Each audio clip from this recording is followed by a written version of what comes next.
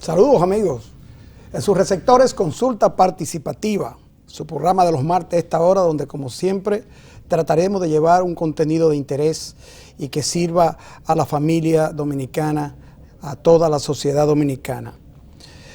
Consulta Participativa hoy tendrá un personaje especial en el desarrollo de nuestra entrevista principal. Y digo que es un personaje especial porque es alguien que ha tenido que ver con el arte, el teatro, el cine, la locución, en fin.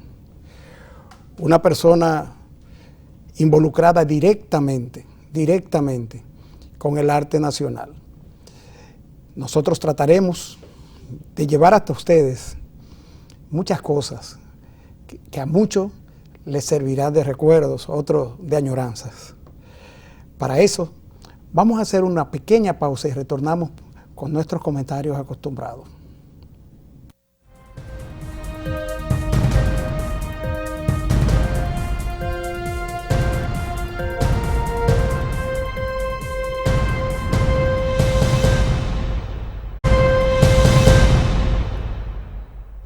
Amigos, como le digo todas las semanas, no hay por qué ocultar su sonrisa. Ya no tenemos que ocultar nuestra sonrisa, porque tenemos a la doctora Lourdes Sarina Opelman, quien es especialista en prótesis y rehabilitación bucal. La doctora Opelman también ofrece los servicios de ortodoncia, periodoncia, endodoncia, odontología pediátrica, implantes dentales, coronas, puente, cirugía bucal, en fin, todo lo que tiene que ver con su salud bucal y la estética de su sonrisa, la doctora Opelman se lo ofrece. La doctora Opelman trabaja exclusivamente por cita y está en los teléfonos 809-533-2000 y 809-846-0582. El gabinete de la doctora Opelman está en la avenida Rómulo Betancourt, en la Plaza Madelta Tercera, en el local 205. Recuerde, no oculte su sonrisa, no padezca con su salud bucal. Llame a la doctora Opelman y el problema será solucionado de inmediato. Amigos, dos pequeños comentarios. El primero, la prensa da cuenta hoy de que van más de 5,000 ciudadanos que han firmado el libro verde contra la impunidad. Este libro verde habla y se está confeccionando con la intención de que las autoridades, el gobierno designe un fiscal especial para el caso Odebrecht. Muy bien. Creo que todos estamos contra la corrupción. Todos queremos que se ponga un paro, un alto a la corrupción. Ahora bien, lo primero es que, según juristas especializados en la materia, han dicho que la Constitución de la República no consigna la figura de un fiscal especial, sino que atribuye al Ministerio Público, en la persona del Procurador General de la República, la representación de la sociedad en materia judicial. Pero hay otra cosa. Yo estoy en contra de la corrupción y firmaría el libro, ¿por qué no? Pero a mí habría que contestarme dos preguntas. La primera, ¿tengo que ofrecer mi número de cédula para firmar este libro? Por aquello de que todos sabemos que con el número de cédula aquí te enganchan y te inscriben en un partido, te encíclate de tutanan, te hacen cosas con tus cédulas electoral y de identidad. Pero la pregunta más importante que yo tengo de esto es, ¿voy a firmar el libro verde contra la corrupción dando como quien firma un cheque en blanco? No. ¿Cuál es el fiscal que sería nombrado? ¿Cuál sería el fiscal que llene las expectativas de los que están, como yo, en contra de la corrupción?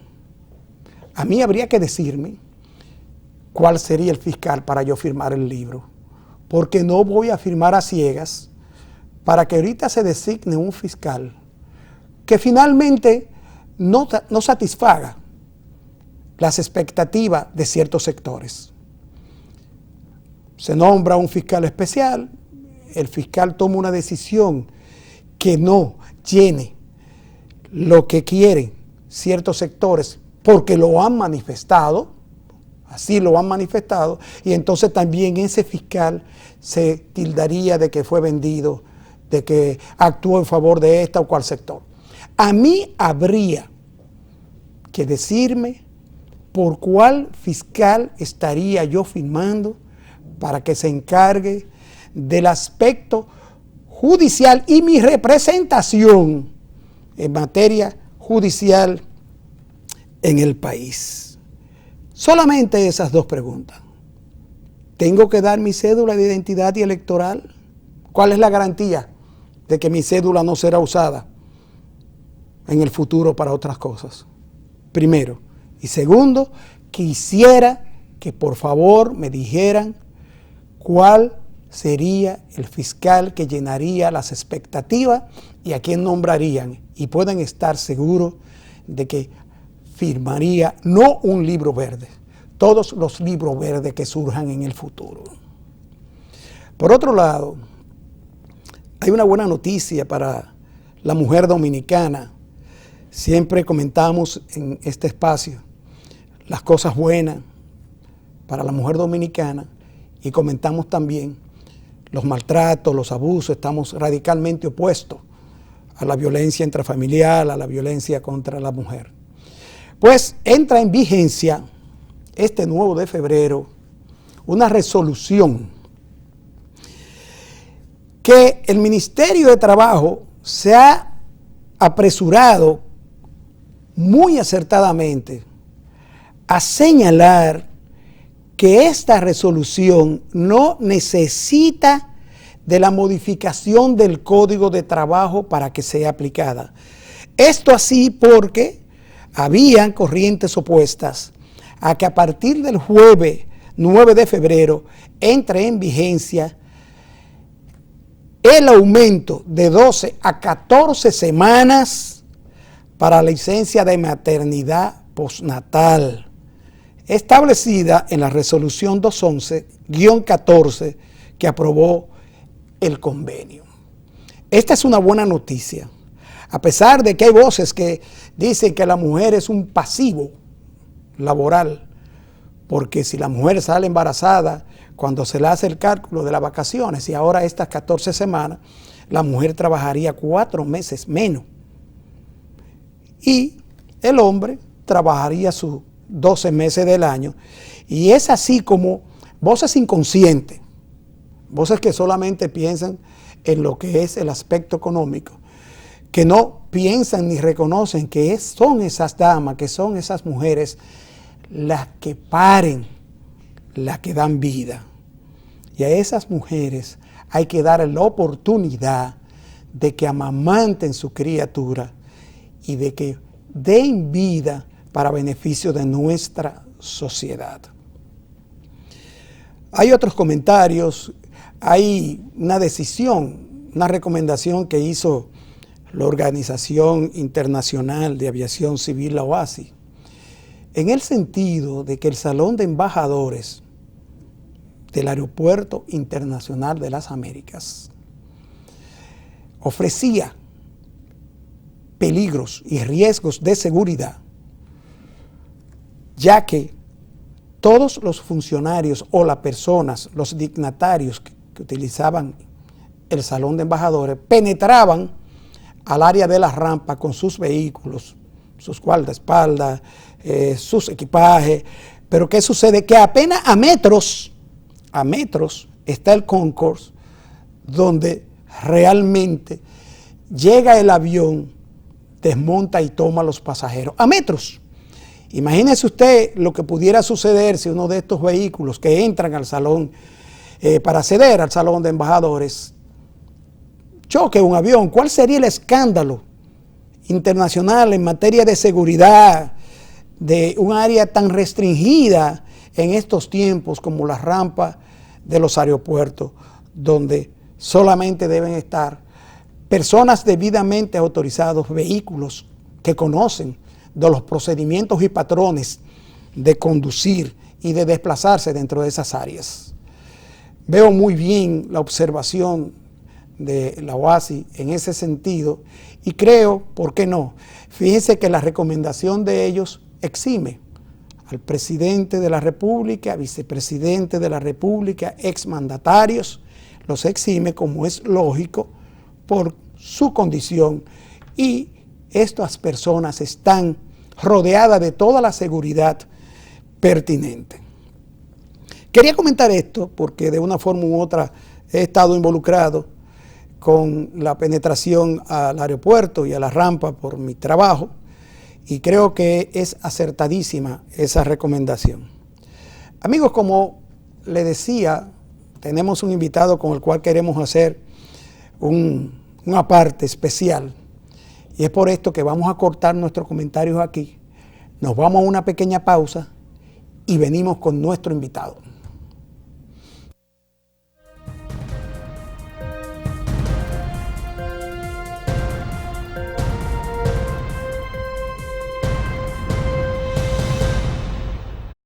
Amigos, como les decía anteriormente, tenemos el grato placer de contar esta tarde con la presencia de un locutor,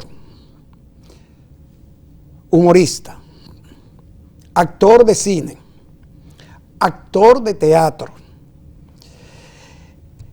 en fin, una persona con un currículum tremendo. Buenas tardes, Juan Carlos Pichardo.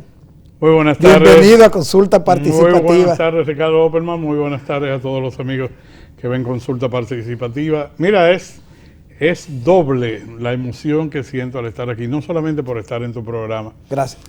Que hay que destacar que una de las historias que tiene que ser contada, y bien contada alguna vez, es que nosotros somos hermanos. Y así es. Sí. Y la segunda es la de poder estar en estos estudios nuevamente, estudios en los cuales duré muchos años. ¿Tu casa? Laborando en mi casa, agradeciéndole al doctor Julio Jacín el hecho de que me acogió aquí con un gran cariño. Y aquí estuve por mucho, mucho tiempo. Sí, sé que estuviste mucho tiempo aquí con el doctor Jacín. Correcto.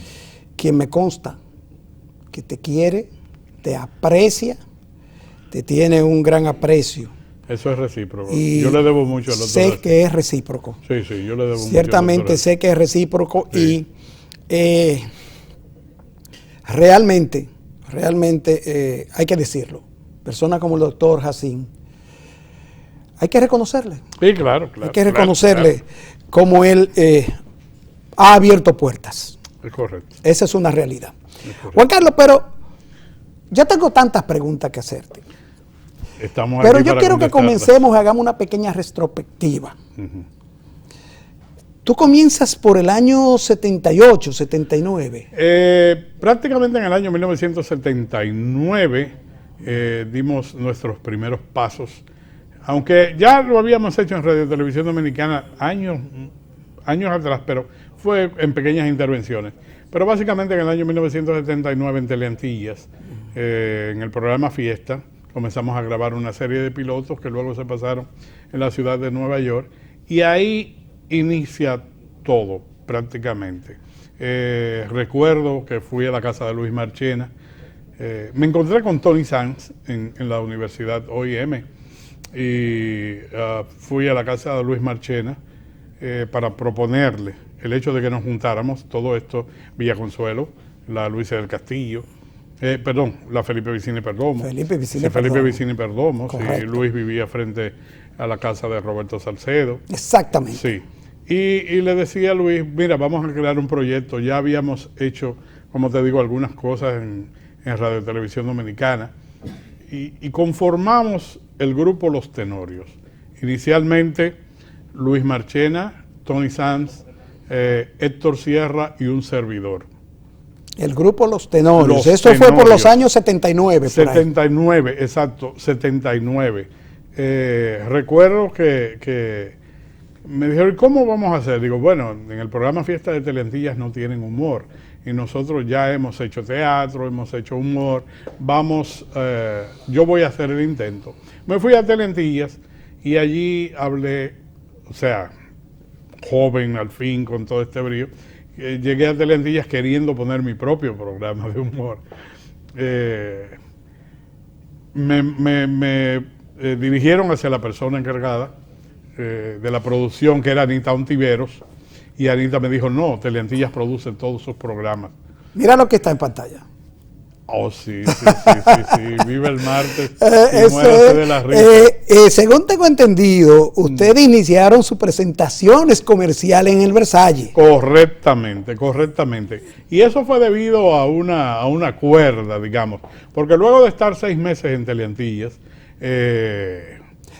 Ponme la imagen, dile al director que me ponga esa imagen de nuevo para yo señalarla. Bueno, al estar en Teleantillas, pues un día el difunto Lamela Geler, que ¿Ahí quién están, Juan Carlos? Bueno, ahí están, aparte de un servidor, Luis Marchena, Tony Sanz y Ángel Muñiz, que lo conocimos precisamente en ese proceso en Teleantillas. Okay. Porque Aquiles Durán, que dirigía el programa Fiesta, nos dijo, pero mire, ustedes 4, yo creo que deberían juntarse con este muchacho, que también tiene inquietudes para la comedia y ese tipo. Y ahí entonces viene la inclusión de Ángel Muñiz al grupo de Los Tenorios. Entonces, nos fuimos al Versalles, hubo gente que creyó en nosotros, como mi excuñado Félix del Villar, que hoy está postrado en una cama en Puerto Rico, y hablamos con el dueño, mira, danos un viernes aquí, un fin de semana. Y dice, no, pero los viernes se me llena aquí con los nacionales tocando. Exacto, los nacionales. Correcto, sí. Entonces, pues ok, ¿cuál es el día que menos gente viene? Nos dijo, los martes. Yo, pues vamos los martes. Domingo Bautista fue quien nos confeccionó el primer anuncio de Los Tenorios para esa presentación. El primer día llovió muchísimo, no fue nadie. El primer martes. El segundo martes hubo una huelga de choferes aquí en el país. Eso fue en el 80 ya. Pero decidimos seguir con este brío de juventud y allí nos presentamos. Ahí está Sergio Hernández ya, ahí está el grupo. Félix del Villar es el primero a la izquierda. Esa era la primera presentación en Waldos.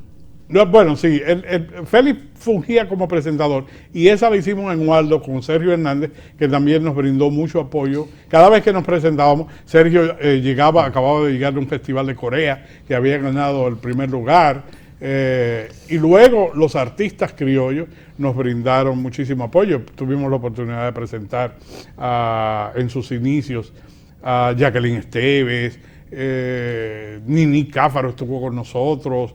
O sea, una serie de artistas. Lo que me llama mucho la atención de esa presentación y de las presentaciones de ustedes en el Versalles era que era costoso ir, era 2 pesos. Era 2 pesos la entrada. Pero debo decirte que un espectáculo en el Teatro Nacional no pasaba de 15 pesos cuando era un gran artista. Eran los precios del. Sí, eran los precios. Sí. Yo me acuerdo que yo intenté ir al Versalles, pero en esa época eran 2 tablas. Eran 2 pesos de entrada. de aquella época. Y que no todo el mundo reunía para ir a bailar con los nacionales y ver el espectáculo de Los Tenorios. Así mismo era. Y como te digo, lo del Teatro Nacional, 15 pesos la entrada en el Teatro Nacional. Juan Carlos, pero tú también eres locutor de radio. Tú te iniciaste. Correcto. Yo me inicié en la radio por el año 1976. Hice mi curso en la Escuela Nacional de Locución, me gradué de locutor y la primera emisora donde laboré fue en Radio Turismo Internacional, que fue una emisora, fue un invento de Nemén Nader, en la calle El Conde, encima donde estaba la escuela. Él quiso hacer algo allí en inglés y en español, entonces yo le picaba un poquito el inglés en esa época. Y allí estuve en mi primer horario, que fue de 2 a 4 de la mañana. De Es 2 increíble. a 4 Mira de lo que es el deseo de querer trabajar de 2 a 4 de la mañana. Recuerdo que desde mi casa, donde tú sabes dónde yo vivía, bajaba a pie por la Doctor Delgado temprano, 11 de la noche, 12 de la noche, escuchaba a Eduardo Mañón, que es otro gran locutor que laboraba antes que yo, y entonces ahí entraba a las 2, salía a las 4 y cogía pues un carro en el Parque Independencia y me iba. Era una época mucho más tranquila. Que se por podía supuesto, bajar a se pie podía a bajar esa a pie hora a sin esa el riesgo hora. de la... Exactamente, exactamente. Allí tengo una anécdota. Recuerdo que en el año, fue el año 76, creo que fue nombrado el año de Duarte. Y entonces los locutores, tanto en inglés como en español, teníamos que decir que era Radioturismo Internacional y que estábamos en el año de Juan Pablo Duarte. Sí. Entonces, recuerdo una vez, yo tenía un poco de sueño, por supuesto, y entonces dije que This is Radio Tourism International, tú sabes, con aquello tratando de animar. Y dije, estamos en el año internacional de Juan Carlos Pichardo. Ay, Dios mío, suerte que nadie de la emisora escuchó eso. Bueno, mira, Juan Carlos, tú también te iniciaste como imitador de voces en el programa Arte Nacional en Radio. Es correcto. De Joseph Cáceres. Pero déjame yo hacerte una pequeña anécdota. Antes que eso, había un programa aquí que se llamaba El Club del Clan. Sí. Y que Joseph Cáceres se inventó lo de crear los núcleos clan. Yo era Cadil el Árabe, presidente de los árabes psicodélicos. ¿Tienes tu historia también? Sí, yo era presidente del núcleo clan.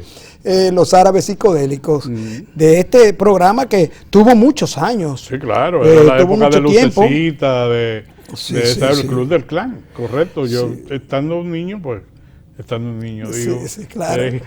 Aunque, ¿verdad? Sí. Háblame de Radio Loquera. Bueno, Radio Loquera fue un invento de la nueva generación del humor, René Fiallo. Antes quiero concluir con lo del Versalles, Arte Nacional en Radio. Pues te decía que con este afán los presentábamos en el restaurante Versalles todos los martes. Luego de esos 3 martes con inconvenientes, comenzó el público a fluir. Y fluye público, y ya se hizo una costumbre. Al cabo de 6 meses de nosotros estar presentándonos en el Versalles, sin tener televisión, fuimos nominados como Revelación del Año para el Premio El Dorado. Wow. Conjuntamente con Vickiana y Olga Lara. Exacto. Nosotros éramos los más jóvenes, había una competencia denodada entre Vickiana y Olga Lara, a ellas las empataron en el premio y nos dejaron a nosotros. Pero eso no fue ápice para que nosotros nos desinteresáramos haciendo más humor todavía, hasta que en el año 1983 llegó la empresa Radio Caracas Televisión a República Dominicana, donde comenzamos a destacarnos, no solamente como grupo, sino también individualmente. El caso de Ángel Muñiz, en Cuánto Vale el Show, exacto, el Varo Muñiz. Yo entré a formar parte del programa Cuéntame ese chiste y terminé en la producción del programa Cuéntame ese chiste, hasta que se nos ofrece hacer Telerelajo, que fue el buque insignia, uno de los buques insignia de la empresa RCTV Dominicana, que lamentablemente tuvo que salir huyendo del país. Sí, ¿quién era el dueño de RCTV? Era Radio Caracas Televisión. Oh, sí, RCTV. Radio Caracas Televisión, los... ay, Dios mío, se me escapa ahora el apellido, pero un apellido muy sonoro de Venezuela. Bueno, ese programa, yo lo recuerdo perfectamente. Realmente que era un programa de humor. Sí, fue un toque de queda. Fue un toque de queda. Cada lunes. Nos dieron media hora para el programa y a la semana ya teníamos 1 hora. Increíble cómo esa trayectoria fue increciendo. Sí. Juan Carlos, en esa época, En esa época se armó por ahí algo así como la guerra de papeletas, o fue un poquito más acá, porque No, en la década del 80, sí, el grupo este de comediantes que se hizo llamar la nueva generación del humor, pretendía o entendían que eran el relevo preestablecido de Freddy Veragoico, de Coquín Victoria, Felipe Polanco, Cecilia García, Julio César Matías, Rosa, entre otros. Sí, correcto. Ese era, no era el leitmotiv del grupo realmente. Te voy a dar esto como primicia, porque nunca lo he comentado. ¿Qué tenemos ahí, Juan Carlos? Pero, eso fue una presentación ya del grupo Los Tenorios en Fiesta de Luz. Estaba Luis Marchena cantando y hacíamos un baile, Tony Sanz y yo. Y hacíamos un diálogo humorístico. Esto fue como una telenovela. Sí, que tenemos aquí. Esa fue María José, una de las primeras telenovelas dominicanas, fue filmada aquí, y aparezco al lado de Martín la Antigua, que luego no supe más de su trayectoria. Hice un papel dentro de esa novela.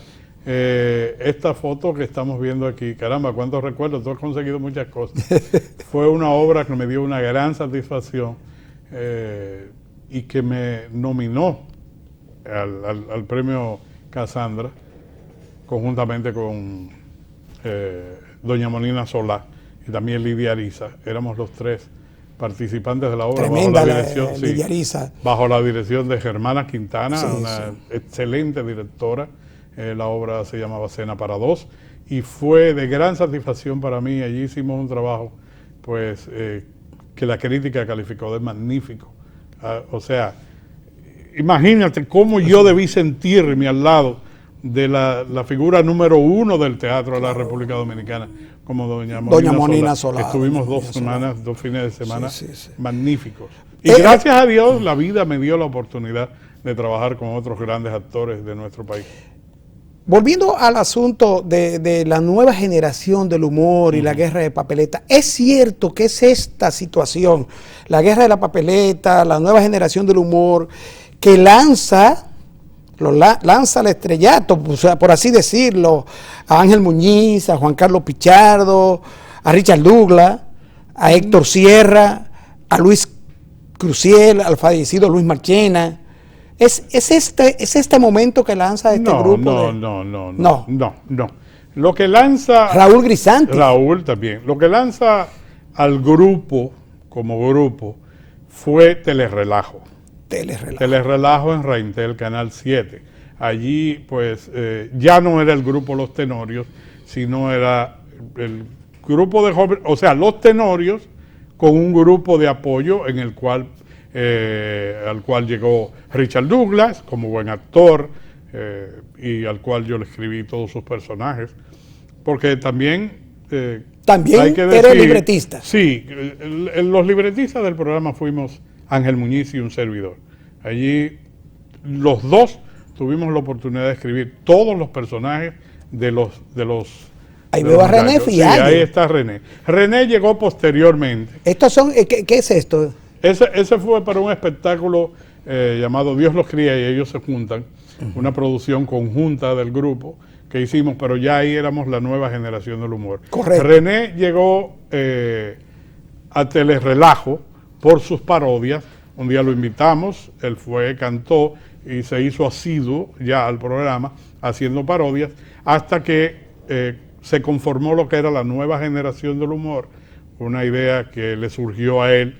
Y como gran mercadólogo, pues se le dio y se abrió paso el grupo como la nueva generación del humor en el arte dominicano. O sea que ya la nueva generación del humor no era cierto, porque no podíamos en ese momento pensar en competir con figuras como Freddy Veragoico ya sólidamente establecidas. Dime, yo quiero que te voy a decir, porque fíjate, era el grupo líder en esa oportunidad. Era el grupo que dominaba todo lo que se trataba de comedia. Cecilia García, magnífica. Y trabajé con ella también. Tuve la oportunidad de trabajar con Cecilia. Te voy a contar esto que te estaba comentando, que nunca lo he sacado a la palestra porque bueno, no venía al caso. Cuando nosotros iniciábamos, que estábamos tocando puertas, Ángel Muñiz, bueno, los muchachos, como decimos nosotros, los muchachos que andábamos en un carrito Sástaba que yo tenía, imagínense, nos metíamos todo ahí, incluyendo a Luis Marchena. Fuimos a la oficina de Freddy Verajoico, en paz descanse. Que en paz descanse, por supuesto, a quien yo siempre le guardé un gran respeto. Y le pedíamos la oportunidad para entrar al show del mediodía como muchachos que íbamos a estar en el banco, ¿me entiendes? O sea, que nos utilizaran para las comedias, para este tipo de cosas. Claro, buscando oportunidades. Eso no fue posible. No fue posible porque ya el show del mediodía había aparte de las estrellas, también tenían esas personas que hacían de papeles secundarios dentro de las comedias, y no fue posible. Eso, pues, por esa razón no fuimos al show del mediodía, y seguimos laborando en y tratando de caerle atrás a esa trayectoria que nosotros buscábamos. Juan Carlos, por muchas razones, una de ellas de índole de sangre, yo siempre he dado seguimiento a tu carrera y te comentaba que el talento no se entierra de manera voluntaria. Es correcto. Que el talento, me lo has dicho. Te lo he dicho, sí, porque creo que ese talento, lo que tú has manifestado de él, es propiedad de todos nosotros.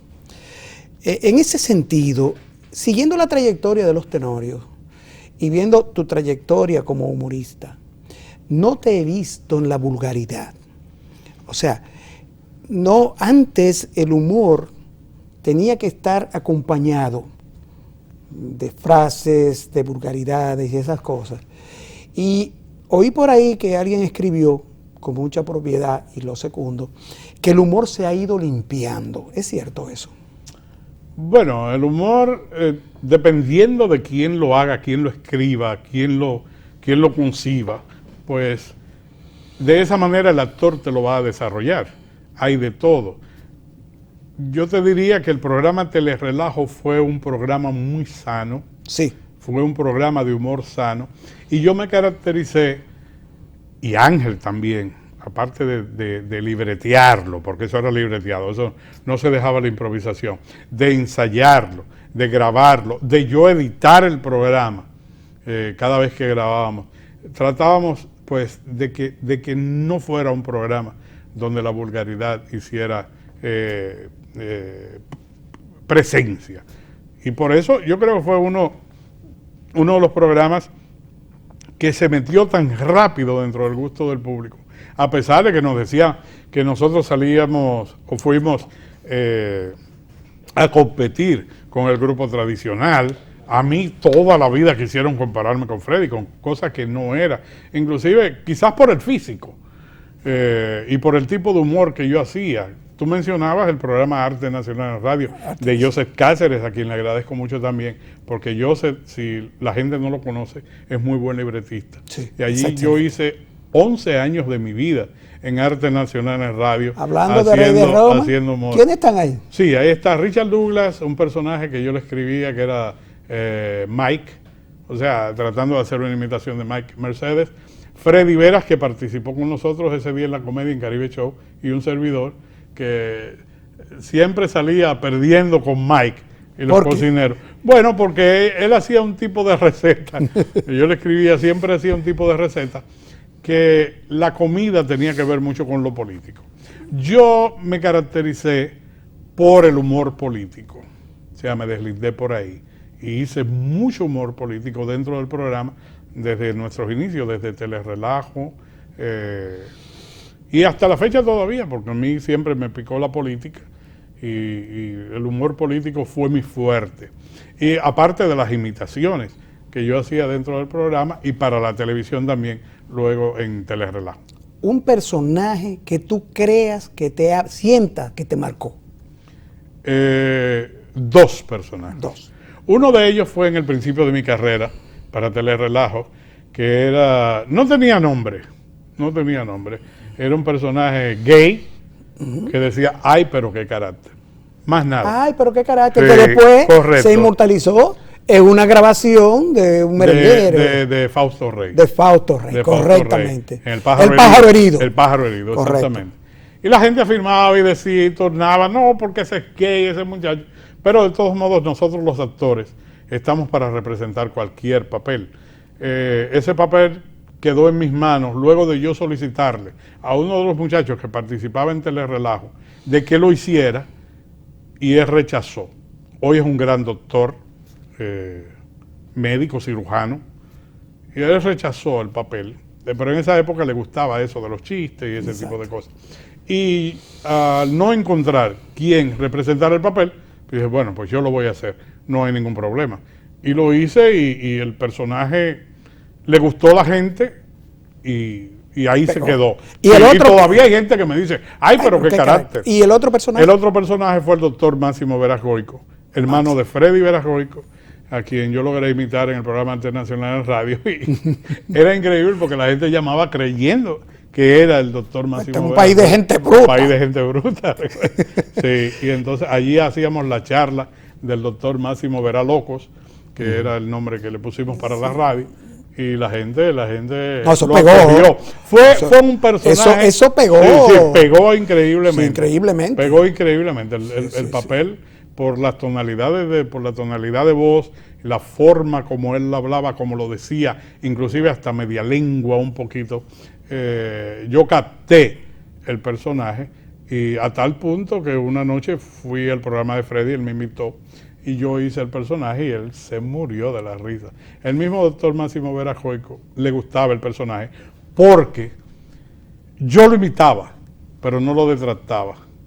Y eso fue uno de los puntos, porque no es necesario que hacer un dibujo. Tú puedes hacer el personaje pues siguiendo todas sus características, dándole el toque de humor, pero sin detractar al original. Correcto. Juan Carlos, en tu carrera como actor de teatro, tienes amplia, muy amplia. Sí. Sé que tienes más de participación en más de 30 o 40 obras. Es correcto. De teatro. Y fuiste nominado en más de una oportunidad. Correcto. A premios de El Dorado, de esto. Sí, tengo que tener más de 10 o 15 nominaciones. De las obras. De las obras de teatro. ¿Cuál recuerdas o sientes que fue la obra que te lanzó, que te proyectó más hacia el teatro y que te metió en ese mundo tan difícil de la representación, porque recuerda que el teatro es en vivo, con el público en vivo? Es correcto. Eso no se puede editar. No, eso no se edita. Dime de eso. Es difícil. Yo recuerdo en el colegio Don Bosco, donde yo estudié, nosotros pues hacíamos teatro desde jóvenes, hasta que con el grupo Los Tenorios llegamos de la mano de Franklin Domínguez Se Busca un Hombre Honesto, representar Se Busca un Hombre Honesto en Cinema Centro, creo que fue aquella presentación. Y de ahí en adelante, pues, Mariana Pineda, obras de carácter también, porque me encantan las obras de carácter, donde no solamente aparece la figura, sino la representación de otra figura. Y entonces, pues, por ahí se abrieron las puertas para comedias, dramas, de todo. Yo he hecho de todo en el teatro. ¿Se podía vivir del teatro? No. En realidad, vivir como vivir, no. Te causa mucha satisfacción, tienes éxitos en algunas, económico me refiero, pero no te da. O sea, si tú calculas el tiempo... ¿Qué obra fue esta? Hora, ensayo. Esa fue una obra magnífica. A mí me dio mucho gusto. Por eso te decía que yo he tenido la oportunidad de trabajar con los más grandes. Ahí veo a Anthony Ríos, ¿no? Está Anthony Ríos, Soy la Luna, Ivonne Veras Goico, la hija de Maximito, por cierto, que en paz descanse también, y un servidor. Esa obra fue Casado de día, soltero de noche, en la sala principal del Teatro Nacional. Exacto.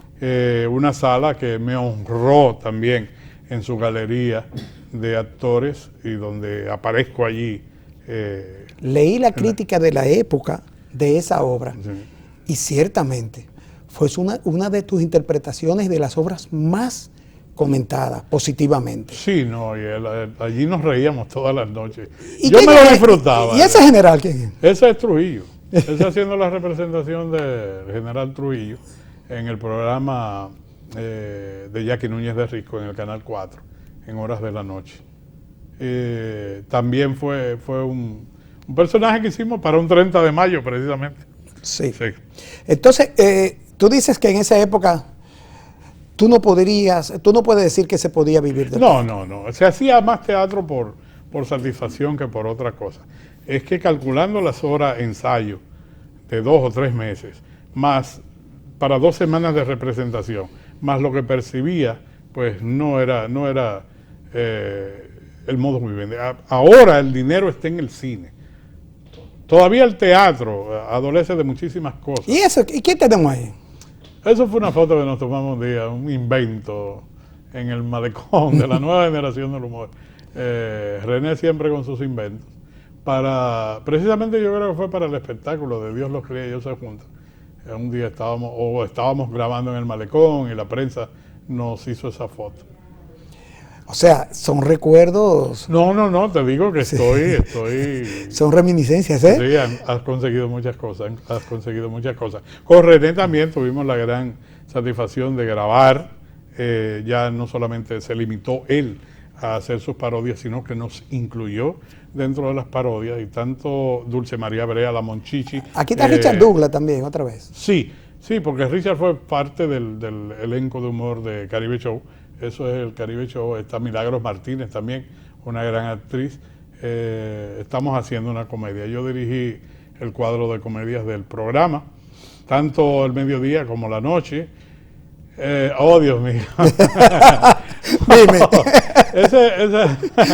Eso fue un anuncio de felicitación a Galería, que por cierto dirigía Joseph Cáceres. Sí. Del programa Sección 2, un programa que se mantuvo 14 años en la mañana en Teleantillas. Bueno, tuvo un tiempecito que fue a TV13, pero sí, ahí está la carátula de la nueva generación del humor. Amigos, yo le decía que en Juan Carlos Pichardo tenemos tantas fases dentro del arte que es difícil. Bueno, así es si difícil no caer en añoranza y en claro, nostalgia. Claro. Nosotros vamos a una pequeña pausa para retornar de inmediato con Juan Carlos, porque me quedan 3 preguntas fundamentales para esta entrevista. Retornamos en breve.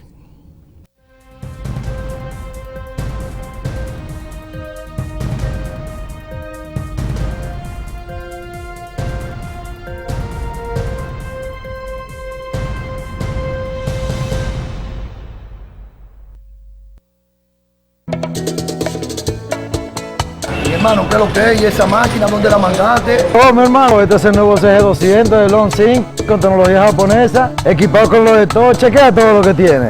Freno de disco, trasero y delantero, aro de aluminio, cargador USB, marcador de combustible, luces LED, chasis reforzado, amortiguador doble spring, asiento impermeable y la máquina más potente. Lonsin, distribuidor exclusivo, Motores del Sur. Aquí les muestro por qué Pillow Top Postopédico de la Reina es el verdadero Pillow Top. Pillow Top Postopédico de la Reina tiene doble Pillow Top. Pillow Top de este lado, Pillow Top del otro lado. Pillow Top Postopédico de la Reina tiene doble sprines. Sprines en el colchón y sprines en la base. Dura el doble. Al comprar un colchón, asegúrese de verificar su doble Pillow Top, su doble sprines en el colchón y en la base, y que sea Pillow Top.